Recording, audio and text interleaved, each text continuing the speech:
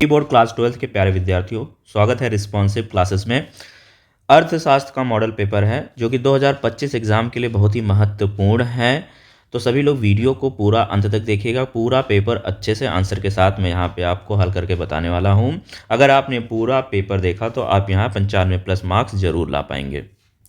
अगर आप चैनल पर नए हैं तो चैनल को सब्सक्राइब कर लें, वीडियो को लाइक कर दें ताकि मेरे द्वारा अपलोड की गई वीडियो का नोटिफिकेशन आपको मिलता रहे। बच्चों, आपको समय कितना मिलता है? तो समय मिलता है 3 घंटा 15 मिनट। प्रारंभ के 15 मिनट परीक्षार्थियों को प्रश्न पढ़ने के लिए निर्धारित हैं। सभी प्रश्न करना अनिवार्य है। मैं आपको बता दूं कि प्रश्न संख्या 1 से 10 तक बहुविकल्पीय प्रश्न है और प्रश्न संख्या 11 से 18 तक अतिलघु उत्तरीय प्रश्न है जिनका उत्तर 50 शब्दों में देना है।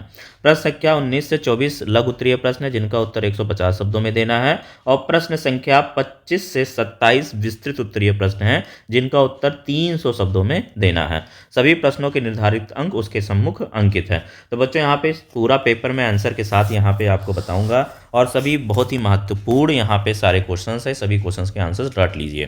पहला प्रश्न यहाँ पे आते हैं बहुविकल्पीय प्रश्न पे।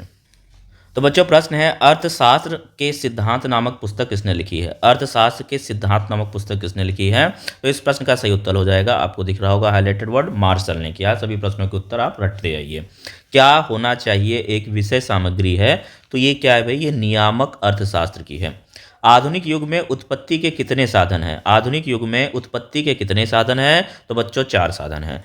चौथा प्रश्न है जब सीमांत उत्पादन बढ़ता है तो कुल उत्पादन किस दर से बढ़ता है? तो बढ़ती हुई दर से बढ़ता है। अगला प्रश्न है 5वां, किसी वस्तु को प्राप्त करने की लालसा को क्या कहा जाता है? तो बिल्कुल ऑप्शन नंबर ग सही हो जाएगा, इच्छा कहा जाता है। वर्तमान में भारत में वित्त मंत्री कौन है? यानी भारत में वित्त मंत्री कौन है? तो निर्मला सीतारमण है। बहुत इंपॉर्टेंट प्रश्न है। रिजर्व बैंक ऑफ इंडिया या रिजर्व बैंक का मुख्यालय कहाँ है? तो मुंबई में है। रिजर्व बैंक का मुख्यालय कहाँ है? मुंबई में है। विश्व में वर्तमान में सर्वाधिक जनसंख्या वाला देश कौन सा है?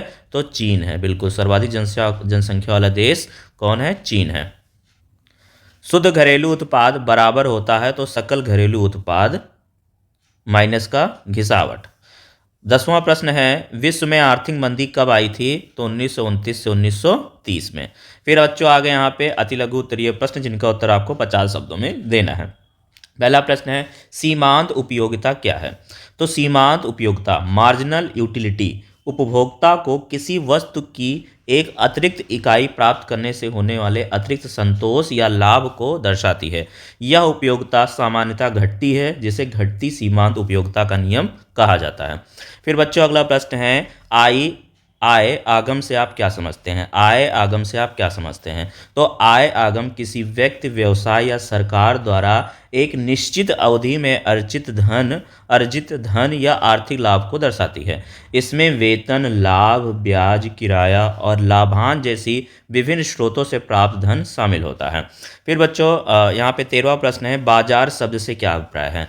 तो बाजार वह स्थान है जहाँ खरीदार और विक्रेता वस्तुओं, सेवाओं या संसाधनों का क्रय विक्रय करते हैं। यह भौतिक या आभासी हो सकता है और प्रतिस्पर्धा, मांग, आपूर्ति जैसे कारकों से प्रभावित होता है। बाजार विभिन्न प्रकार के होते हैं जैसे थोक, खुदरा और आदि। फिर बच्चों है औसत उत्पादन से आप क्या जानते हैं या औसत उत्पादन से क्या अभिप्राय है? तो औसत उत्पादन एवरेज प्रोडक्ट कुल उत्पादन को प्रयुक्त उत्पादन इकाइयों जैसे श्रमिकों की संख्या से विभाजित करके प्राप्त किया जाता है। यह प्रत्येक इकाई द्वारा किए गए औसत योगदान को दर्शाता है और उत्पादकता के विश्लेषण में महत्वपूर्ण होता है। इस प्रकार आपको यहाँ 3 मार्क्स मिलेंगे। फिर बच्चों यहाँ पे 15वां प्रश्न है पूर्ण रोजगार से क्या अभिप्राय है? पूर्ण रोजगार से क्या अभिप्राय है? तो पूर्ण रोजगार वह स्थिति है जब अर्थव्यवस्था में सभी योग्य और इच्छुक श्रमिकों को उपलब्ध मजदूरी दर पर रोजगार मिल जाता है। इसमें बेरोजगारी केवल स्वाभाविक या स्थायी होती है, ना कि मांग की कमी के कारण उत्पन्न होने वाले बेरोजगारी। प्रभावपूर्ण मांग क्या होती है? प्रभावपूर्ण मांग क्या होती है? तो प्रभावपूर्ण मांग इफेक्टिव डिमांड वह वास्तविक मांग होती है जो क्रय शक्ति के साथ समर्थित होती है। अर्थात यह उपभोक्ताओं की वह मांग है जिसमें न केवल इच्छा शक्ति होती है बल्कि वस्तु या सेवा को खरीदने की क्षमता भी होती है। 17वां प्रश्न है व्यापक अर्थशास्त्र क्या है? तो व्यापक अर्थशास्त्र माइक्रो इकोनॉमिक्स अर्थशास्त्र की वह शाखा है जो संपूर्ण अर्थव्यवस्था के व्यवहार और प्रदर्शन का अध्ययन करती है। इसमें राष्ट्रीय आय, मुद्रास्फीति, बेरोजगारी, आर्थिक वृद्धि और नीतियों जैसे कारकों का विश्लेषण किया जाता है जो अर्थव्यवस्था को प्रभावित करते हैं। फिर 18वां प्रश्न आता है, इंपॉर्टेंट प्रश्न, अंतिम वस्तुएं क्या होती हैं? अंतिम वस्तुएं क्या होती हैं? अंतिम वस्तु यानी कि फाइनल गुड्स वे वस्तुएं होती हैं जो उपभोक्ताओं द्वारा अंतिम उपयोग के लिए खरीदी जाती हैं और आगे उत्पादन प्रक्रिया में उपयोग नहीं होती हैं। ये उपभोग या निवेश के लिए तैयार होती हैं, जैसे कपड़े, कार, मोबाइल आदि। इन्हें सकल घरेलू उत्पाद जीडीपी की गणना में शामिल किया जाता है। फिर यहाँ पे आते हैं लघु उत्तरीय प्रश्न 150 शब्दों में। सीमांत उपयोगिता और कुल उपयोगिता के संबंध को स्थापित कीजिए। तो सीमांत उपयोगिता मार्जिनल यूटिलिटी और कुल उपयोगिता टोटल यूटिलिटी के बीच घनिष्ठ संबंध होता है। कुल उपयोगिता किसी वस्तु की सभी उपभोगित इकाइयों से प्राप्त संतोष का कुल योग होता है, जबकि सीमांत उपयोगिता प्रत्येक अतिरिक्त इकाई से प्राप्त अतिरिक्त संतोष को दर्शाती है। जब उपभोक्ता किसी वस्तु की अधिक इकाइयों का उपयोग करता है तो कुल उपयोगिता बढ़ती है, लेकिन सीमांत उपयोगिता घटती जाती है, जिसे घटती सीमांत उपयोगिता का नियम कहा जाता है। जब सीमांत उपयोगिता शून्य हो जाती है तब कुल उपयोगिता अपने अधिकतम स्तर पर पहुंच जाती है और इसके बाद गिरने लगती है। फिर बच्चों अगला प्रश्न आता है यहाँ पे कि स्थिर लागत, परिवर्तनशील लागत और कुल लागत क्या होती है? तो सबसे पहले देखेंगे स्थिर लागत, जिसको बोलते हैं फिक्स्ड कॉस्ट। यह वह लागत होती है जो उत्पादन स्तर में परिवर्तन के बावजूद अपरिवर्तित रहती है, जैसे किराया, मशीनरी, बीमा आदि। यह शून्य उत्पादन पर भी बनी रहती है। फिर बच्चों है परिवर्तनशील लागत, वेरिएबल कॉस्ट। यह उत्पादन स्तर के अनुसार बदलती है, जैसे कच्चा माल, मजदूरी, बिजली आदि। यदि उत्पादन बढ़ता है तो परिवर्तनशील लागत भी बढ़ती है और यदि उत्पादन शून्य हो जाता है तो यह लागत भी समाप्त हो जाती है। फिर बच्चों यहाँ पे आता है कुल लागत। कुल लागत यानी कि टोटल कॉस्ट, यह किसी वस्तु के उत्पादन में लगने वाली कुल व्यय राशि होती है जो स्थिर लागत और परिवर्तनशील लागत के योग से प्राप्त होती है। सूत्र है कुल लागत बराबर स्थिर लागत प्लस परिवर्तनशील लागत। फिर बच्चों है बजट रेखा क्या है? तो बजट रेखा उपभोक्ता की आय और वस्तुओं की कीमतों के आधार पर विभिन्न उपभोग संभावनाओं को दर्शाने वाली रेखा होती है। यह दिखाती है कि उपभोक्ता अपनी सीमित आय से दो वस्तुओं का अधिकतम संयोजन कितनी मात्रा में खरीद सकता है। यदि उपभोक्ता की आय या वस्तुओं की कीमतों में बदलाव होता है तो बजट रेखा भी बदल जाती है। तो बच्चों समीकरण क्या होता है यहाँ पे? जहाँ उपभोक्ता की आय और वस्तुओं की कीमतें और वस्तुओं की मात्रा है, ठीक है। फिर है बजट रेखा उपभोक्ता की क्रय शक्ति को दर्शाती है। फिर अगला प्रश्न है 22वां, मुद्रा को परिभाषित कीजिए। मनी वह माध्यम है, मुद्रा वह माध्यम है जिसका उपयोग वस्तुओं और सेवाओं के विनिमय, मूल्यमापन, भुगतान निपटान और संपत्ति संचय के लिए किया जाता है। यह किसी भी अर्थव्यवस्था में लेन देन को सुगम बनाने का प्रमुख साधन है। मुद्रा में स्वीकार्यता, विभाज्यता, टिकाऊपन और स्थायित्व जैसे गुण होते हैं। परिभाषा पॉल सैमुअल्सन के अनुसार मुद्रा वह वस्तु है जिसे लेन देन के साधन के रूप में व्यापक रूप से स्वीकार किया जाता है। मुद्रा के प्रमुख रूपों में सिक्के, कागजी मुद्रा और डिजिटल मुद्रा शामिल हैं। आधुनिक अर्थव्यवस्था में मुद्रा का नियंत्रण केंद्रीय बैंक द्वारा किया जाता है, जो उसकी आपूर्ति और स्थिरता सुनिश्चित करता है। फिर बच्चों है राष्ट्रीय आय क्या है? तो राष्ट्रीय आय, नेशनल इनकम, किसी देश में एक निश्चित अवधि, आमतौर पर एक वर्ष में उत्पादित सभी अंतिम वस्तुओं और सेवाओं के कुल मूल्य का धनात्मक रूप में आकलन है। यह किसी अर्थव्यवस्था की समग्र उत्पादकता और आर्थिक स्थिति को दर्शाती है। परिभाषा तो पीयू के अनुसार राष्ट्रीय आय समाज के सभी सदस्यों द्वारा एक वर्ष में अर्जित वास्तविक आय का कुल योग है। राष्ट्रीय आय को मापने के विभिन्न तरीके हैं, जैसे सकल घरेलू उत्पाद जीडीपी, शुद्ध राष्ट्रीय उत्पाद एनएनपी, व्यक्तिगत आय पीआई और व्यय विधि। यह आर्थिक नीति निर्माण और विकास दर को समझने के लिए महत्वपूर्ण संकेतक है। विदेशी विनिमय दर क्या है? तो यहाँ पे इंपॉर्टेंट प्रश्न देखेंगे, विदेशी विनिमय दर क्या है? तो विदेशी विनिमय दर, फॉरेन एक्सचेंज रेट, वह दर होती है जिस पर एक देश की मुद्रा को दूसरे देश की मुद्रा में बदला जाता है। यह अंतर्राष्ट्रीय व्यापक निवेश और आर्थिक स्थिरता के लिए महत्वपूर्ण भूमिका निभाती है। परिभाषा देखें तो पॉल सैमुअल्सन के अनुसार विदेशी विनिमय दर वह मूल्य है जिस पर एक मुद्रा को दूसरी मुद्रा में बदला जाता है। विनिमय दर दो प्रकार की होती है। पहला, स्थिर विनिमय दर, जिसे सरकार या केंद्रीय बैंक नियंत्रित करता है। फिर है परिवर्तनशील विनिमय दर, जो मांग और आपूर्ति पर निर्भर करती है। विनिमय दर में परिवर्तन मुद्रास्फीति, ब्याज दर और अंतर्राष्ट्रीय व्यापार को प्रभावित करता है। फिर बच्चों यहाँ पे आ जाएंगे दीर्घ उत्तरीय प्रश्न, जिनका उत्तर आपको 300 शब्दों में देना है। तो पहला दीर्घ उत्तरीय प्रश्न क्या है कि उदासीन वक्र से आप क्या समझते हैं, इसके प्रमुख विशेषताओं का वर्णन कीजिए। उदासीन वक्र, जिसको इनडिफरेंस कर्व का अर्थ एवं विशेषताएं। तो पहले अर्थ देखेंगे।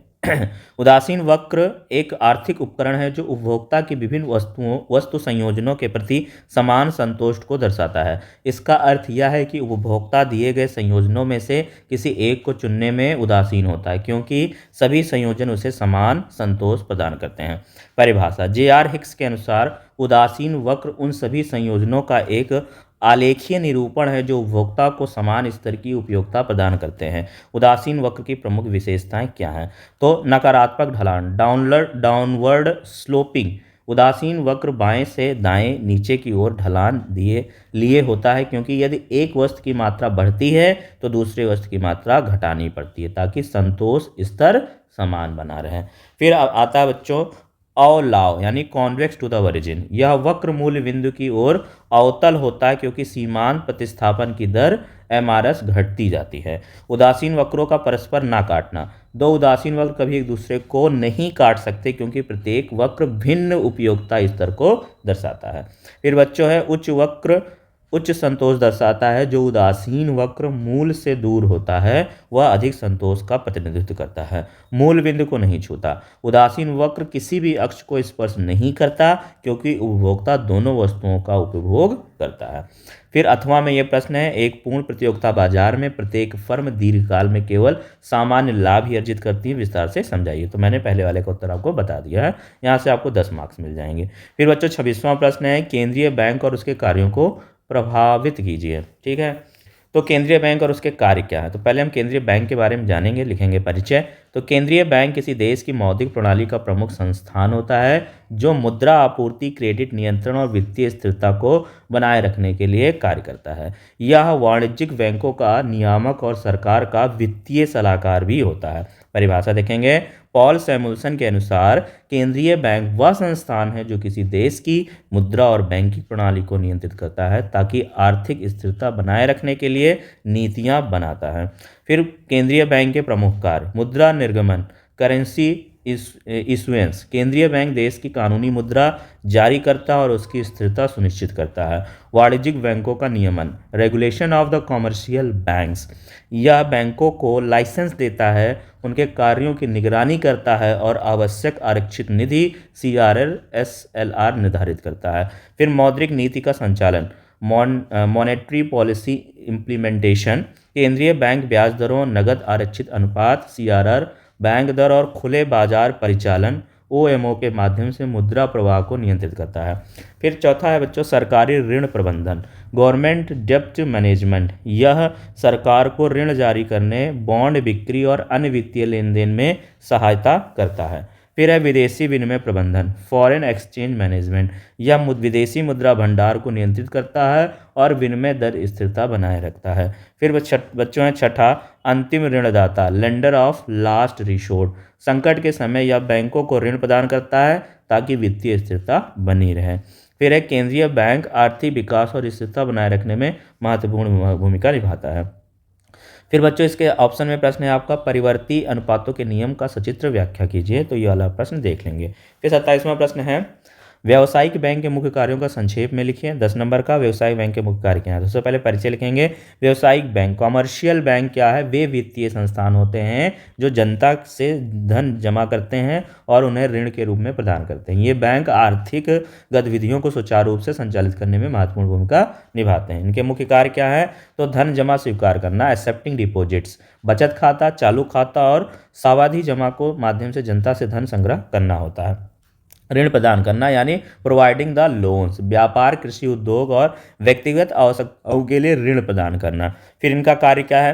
क्रेडिट निर्माण करना, यानी बैंक जमा राशि का उपयोग कर क्रेडिट बनाते हैं, जिससे आर्थिक गतिविधियों को बढ़ावा मिलता है।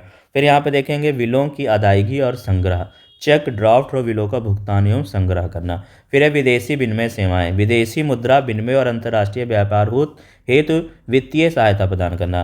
फिर छठा है सुरक्षा एवं निवेश सेवाएं, तो सिक्योरिटी एंड इन्वेस्टमेंट सर्विसेज, ग्राहकों के लिए शेयर, बॉन्ड और अन्य निवेश सेवाएं प्रदान करना। अथवा में आपका दे रखा है कीन्स के रोजगार सिद्धांत को विस्तृत व्याख्या कीजिए, तो आप इसको भी चुन सकते हैं।